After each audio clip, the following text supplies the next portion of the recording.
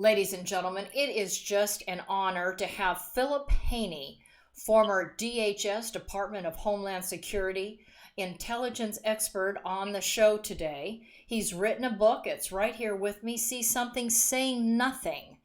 And that's because under the Obama administration, when PHILIP Haney was busy establishing the networks between terrorist groups here on the ground in the United States of America and overseas, the Obama administration did not want PHILIP Haney or anybody else in the Department of Homeland Security making those connections between terrorists and Islamic groups. Welcome to the broadcast, Philip. Thank you. Glad to be here. Thank you. So let's talk about the acting Secretary of the Department of Homeland Security, Kevin McAleenan. He abruptly resigned what was that, last week? We didn't have a chance to talk about that. I'm really concerned after doing the research on this issue that Kevin McAleenan has been involved in working to sabotage President Trump's policy on illegal immigration.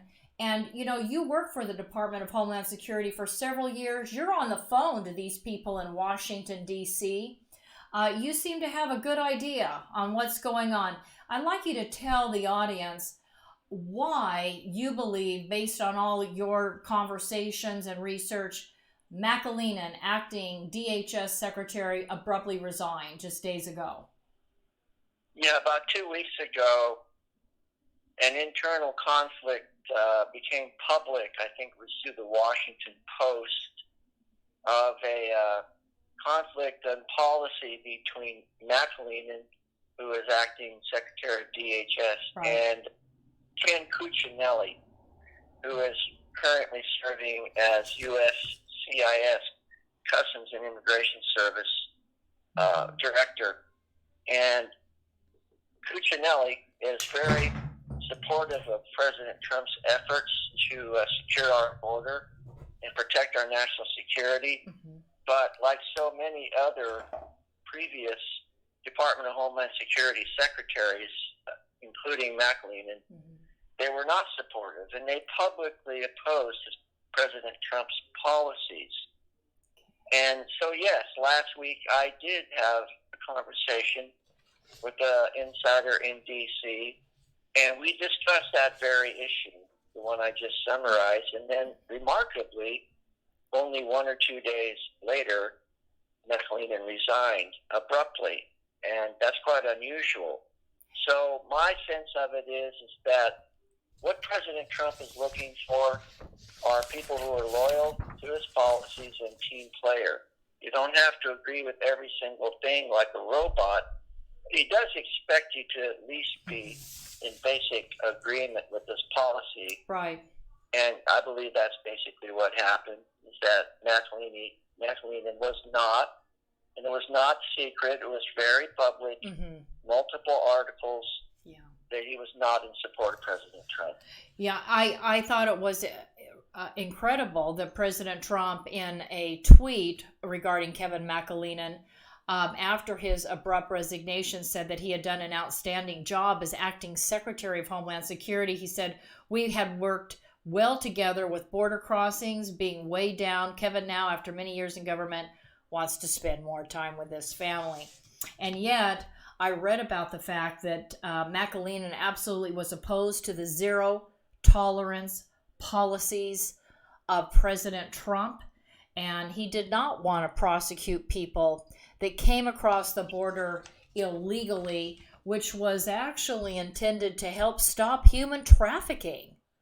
I thought a very important piece of security that President Trump was working to resolve is to bring about an end to human trafficking, and the fact that it had skyrocketed there along the border during the Obama administration. Let's talk about Cuccinelli. Now, you said Ken Cuccinelli is the director of the United States Customs and Immigration Services. Is that correct, sir?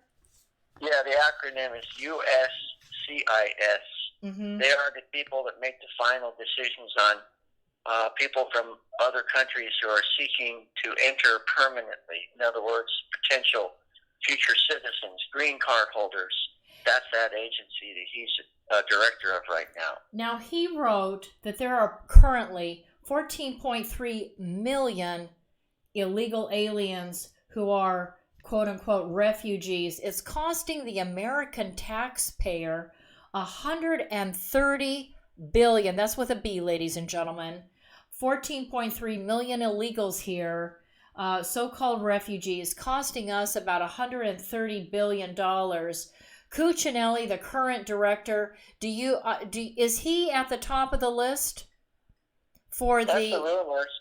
I can't say how reliable the rumors are, right? But that's what you hear. To inner circles in D.C., right? That I can at least say that's a strong rumor. Okay. Not any more than that. Okay. But your contacts seem to suggest he's probably next in line for the Secretary of Department of Homeland Security, and we'll probably see that very soon. I want to ask you a question. I want to ask you, having been in Washington and been part of that deep swamp there in Washington, D.C., why is it that I'm looking at, and I was, as I was doing research for the show, I came across the former chairman of the Committee on Homeland Security in the House, Chairman Michael McCaul. Of course, when the Democrats won the election in 2018, McCaul is no longer the chair of the Homeland Security Committee in the House. But it was shocking when I read the testimony and I read the words of Chairman McCaul. Now, ladies and gentlemen, he's a congressman from the state of Texas. And, he talked about refugees. He talked about people crossing the border, many of them illegally, whether they're coming up from Mexico or Canada or by plane, talking about today's jihadists using quote-unquote encrypted apps to hide their communications and recruiting operatives with the ease of a tweet. McCaul talked about ISIS being in the middle of a quote, unprecedented global killing spree, end quote, sending waves of foreign fighters back home, battle-hardened and ready to spread terror, not only in their home countries of Europe, but here in the United States. The President of the United States, to address this issue, signed into law I believe it was last week, something called the Terrorist and Foreign Fighter Travel Exercise Act of 2019. President signs this to address what former Chairman Michael McCaul of the House Committee on Homeland Security talked about in those hearings on 2016. And yet, we've got GOP leaders like McCaul and other Republicans, and of course, a flood of Democrats there in the House, calling for the United States to import as many refugees as possible. And in light of what Ken Cuccinelli just said, it's costing the American taxpayer $130 billion a year. And in light of the fact that the Committee on Homeland Security under Michael McCaul said that Islamists, terrorists, cross our borders. They come also as refugees, and they're wanting to attack Americans on American soil. What are these Republicans thinking of in trying to promote an influx of refugees into the United States? Can you explain that to us, sir? Well, a lot of that is covered in the book, See Something, Say Nothing. I had direct face-to-face encounters with Mike McCaul while I was still active duty law enforcement. He was still chairman of the House Committee on Homeland Security. And I told him plainly the nature of the threat I sat with him in his office and gave him classified briefings. I looked at him eye to eye, literally sitting right next to him. And he didn't take any of what I told him seriously. In fact, he did exactly the opposite. And I know that might sound like a pretty strong statement to people that haven't read the story or never heard this before, but it really happened. I document it quite carefully. My sit-down meetings with Mike McCall, my attempt to show him that there were members of the Muslim Brotherhood were already saturated into the House Committee on Homeland Security. How are they saturated, sir, in the in the Committee on Homeland Security? How did Muslim Brotherhood operatives become a part of that Committee on Homeland Security that Michael McCall used to be the chair of, and still, for public consumption, talks about the threat from Islamic terrorists, but is a say something, do nothing kind of congressman? I mean, could you explain that to the audience? How did that happen? It's easy to explain it. They were invited to come into the... Who invited them, sir? Well, it would have to be the chairman. So Chairman Michael McCall, a congressman from Texas, invited MB folks to come to the Department of Homeland Committee. Why would he do that?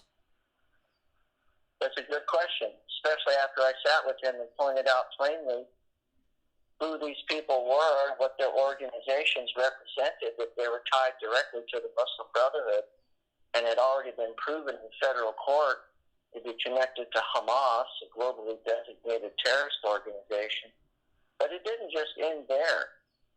Just 2 weeks ago, Jerry Nadler, who is the chairman of the House Judiciary Committee, did exactly the same thing. Again, he invited CAIR, Council on American Islamic Relations, well-known front group for the Muslim Brotherhood connected to Hamas, to submit a report as part of the official proceedings of his hearings, meaning Jerry Nadler's hearings, on what they characterize as President Trump's Muslim ban. This was in September, around 25th of September. It's still going on. Just a few weeks ago. Just a few weeks ago. Mm-hmm. Incredible. And it's not just there either. It's also in the State Department, in multiple areas of the State Department. It's inside DHS, which brings us back to where we started with McAleenan. I think that's part of the reason why he's gone, is he was doing exactly the same thing. He was inviting known members of Muslim Brotherhood front groups to come and literally sit in policy meetings inside of DHS with participation from the FBI as well. Sir, this is only in the last week or two. Sir, the President of the United States, Donald Trump, has looked seriously at designating the Muslim Brotherhood a terrorist organization.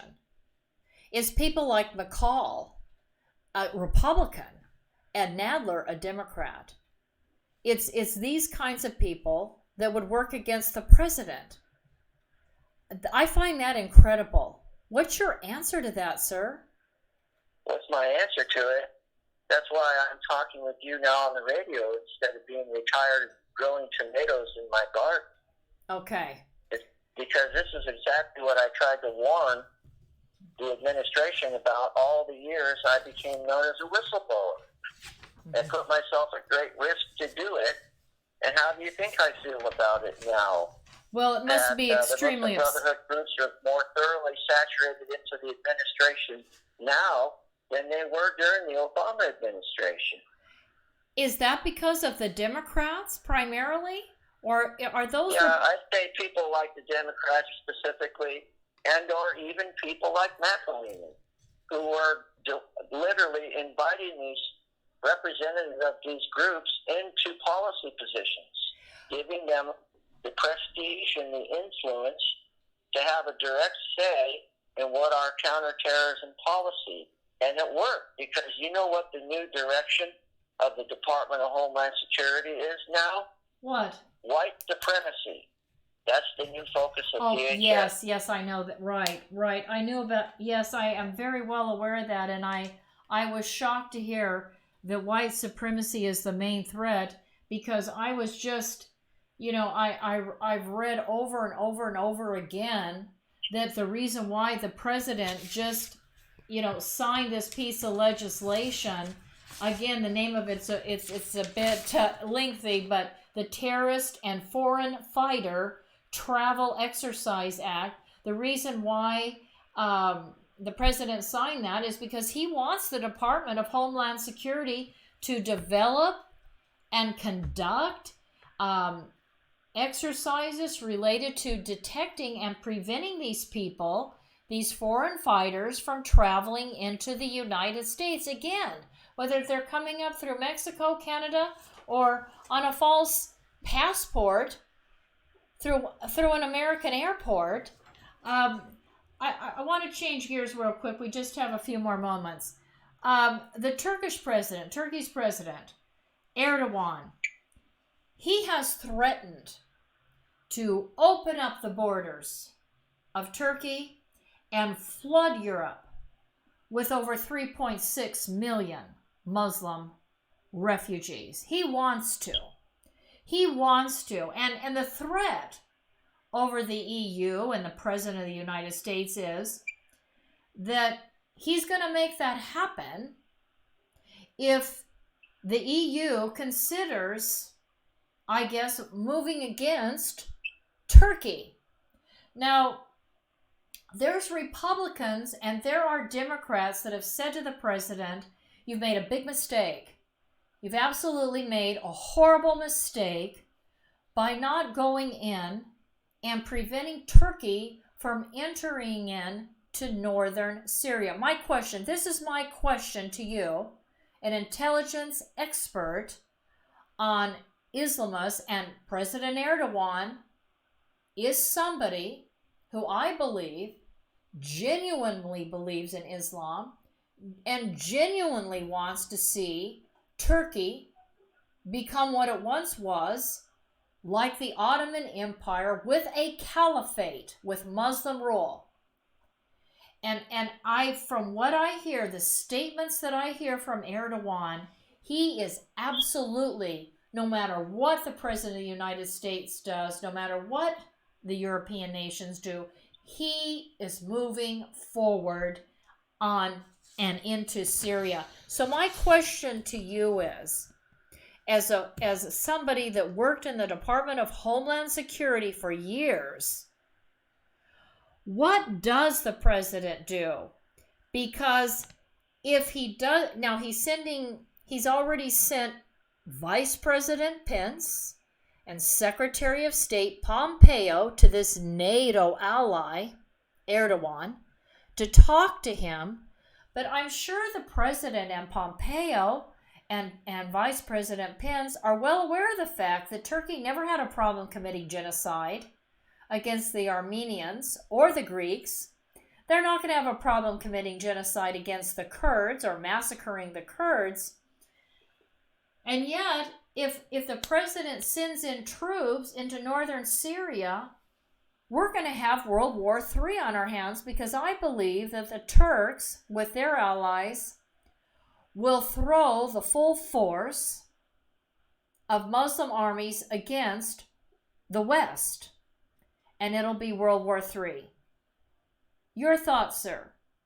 Well, my thoughts is that Yusuf al-Qaradawi, who is the sheikh of the Global Muslim Brotherhood organization, already designated Erdogan as the rightful heir, the next caliph of the global Islamic Caliphate. It's already happened. It happened on December 16th of 2016. No, wait, 20. Wasn't it last year? I thought it was last year, 2018, in December 2018. It was the same time that President Trump designated or recognized Jerusalem as the capital of Israel.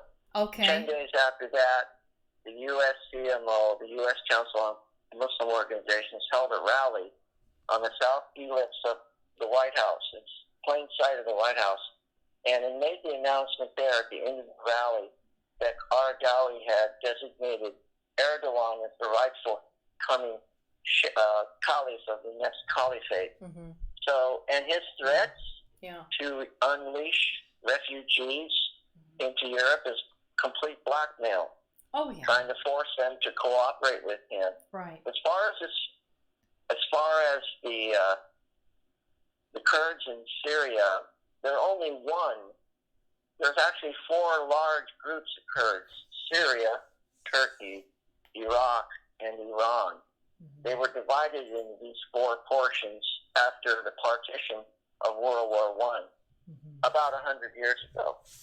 And the Syrians have already allied with Assad to form a protective barrier against Turks.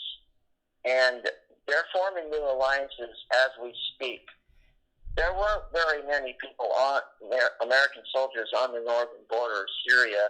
They're not out of the country. They're just relocated to watch. I understand they're relocated to Iraq, and that the Defeat ISIS campaign will continue. This is what came from the Department of Defense today. A senior defense official who wished to remain anonymous has come out and said the U.S. will continue to defeat ISIS. That those few soldiers, there were less than, I guess, 25 there, have been relocated to Iraq, and they will continue to attack any kind of ISIS soldiers or buildup in Syria. They will attack them from where they have regrouped in Iraq. And I just read that Russian troops and Chinese troops are going to support the Kurds and the Syrian Defense Forces or Democratic Forces. Is that what you have determined as well, sir, based on your understanding? That's what I said from the very beginning, is that this is such a complicated kaleidoscope. And I've supported the President Trump's move. We've been there for so long. We weren't supposed to be there for weeks, let alone years. And he's right. And I'll tell you what the bottom line of it is to me. The first thing that we need to do before we start trying to protect our national security in foreign arenas is make double darn sure we're protecting our own national security right here at home. If you can't do that, if we can't protect our border and our national security, then how well do you really think that we can do it in a foreign arena 7,000 miles away? I appreciate that. I guess I've gotten some heat from people based on my position. I have supported the position. I don't want to see any Kurdish person. I don't want to ever see anyone killed. I don't like to see children killed. I don't like to see children maimed. And that really hurts me to see that. But on the other hand... I didn't say anything near that. I'm talking about macro policy. Right. This conflict has been going on for hundreds and hundreds of years. Right. And what I'm trying to say is that I just, people that are attacking me based on the fact that I've been supporting the president, and I have thought that it was a good idea to try to negotiate. I thought it was excellent that Pompeo, former CIA director, now Secretary of State, and Mike Pence are going to meet with Erdogan, because if we destroy their economy, which I hope we do, Turkey's economy, and we negotiate and end a ceasefire, which Erdogan says he will not have anything to do with the ceasefire. But, don't ever say never. And, Erdogan said, I'll never embrace a ceasefire. Well, we'll see. Because I don't know how you move troops forward if you don't have the money to pay them and feed them and clothe them and arm them. That's something to think about. But I just have to ask myself, let me give you an example. I have military personnel say to me, I don't want my son or daughter going over there to fight the Turks.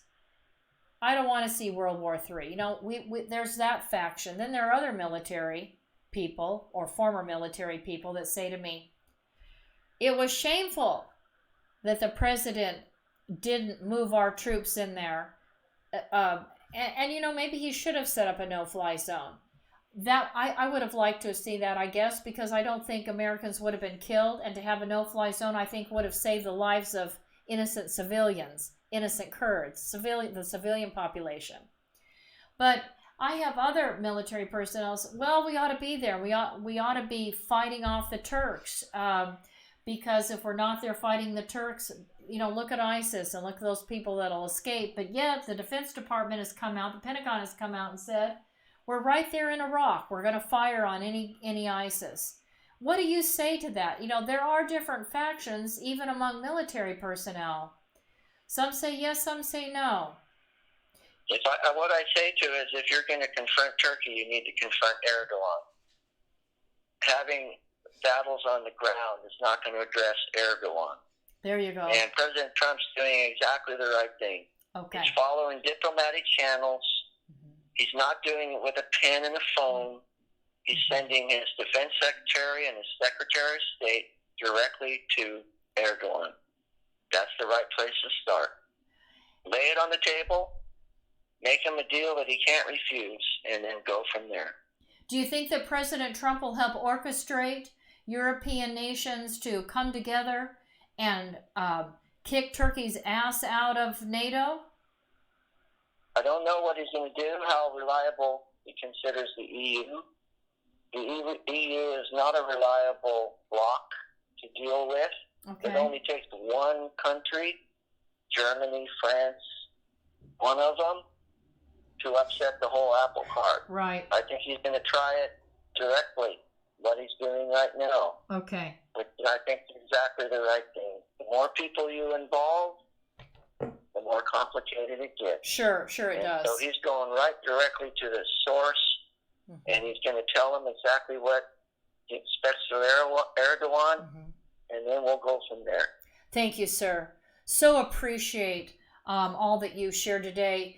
Thank you very much. We appreciate your time. You have a great evening. Thank you, sir. You're welcome. Thank you, too. Thank you. Ladies and gentlemen, please support the Denice Gary Show. We need to hear from you today.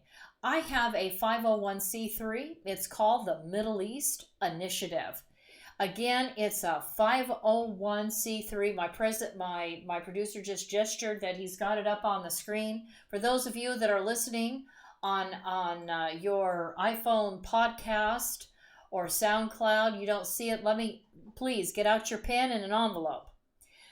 Send your tax-deductible contribution to the Middle East Initiative, and that's who you write the check out to, or do a money order. You can make it anonymous if you want to. It's up to you. If you'd like for me to say hello or to mention your business or your organization, I would love to, be happy to.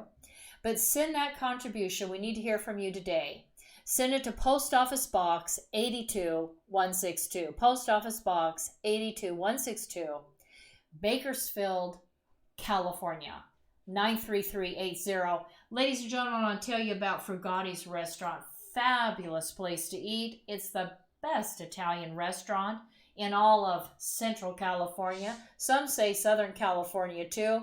It continues to get awards each and every year for being the best Italian restaurant. It's right here in the city of Bakersfield, here in the San Joaquin Valley. Check it out. Meet Ralph Frugaletti, an Italian American. He's just a fabulous cook. The restaurant is just great. Love the ambiance. Brought an oven for his pizzas and bread all the way from Italy. It's right there in the restaurant. Just great. Outdoor seating. So nice to be able to sit outside. It's just lovely. Sit inside, sit outside. Just great. You should see the wine room. It's really nice. You've got to check it out. It's on Coffee Road. Again, here in Bakersfield, California. Tell the owner, Ralph Frugaletti, that you heard all about Frugati's Restaurant from the Denice Gary Show. And let's go, Isaac, let's go right to commercial break.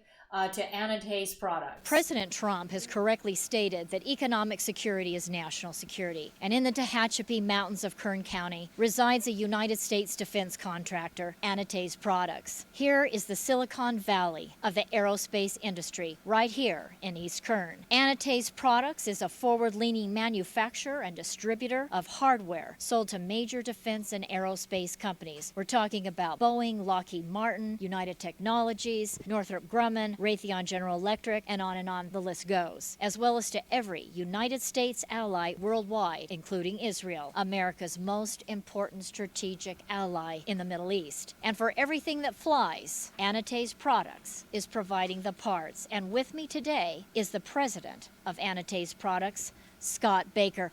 Hi, Scott. How you doing? Scott, tell us why you believe this corner of Kern County is the hub of the aerospace industry. Well, this portion of Southern California here out in the Antelope Valley, it contains, some of the most cutting edge technology going on in aviation today. We have some of the UCAS programs with unmanned technologies going on. We have Edwards Air Force Base out here who's doing continual testing in their area. We have the Naval Weapons Station up there at China Lake doing some fantastic cutting edge stuff, cruise missile technology, and those things are going on. We have Scale Composites locally doing a lot of composite technology, which is new. We have SpaceX, which is a private one putting a private entity putting things into space now.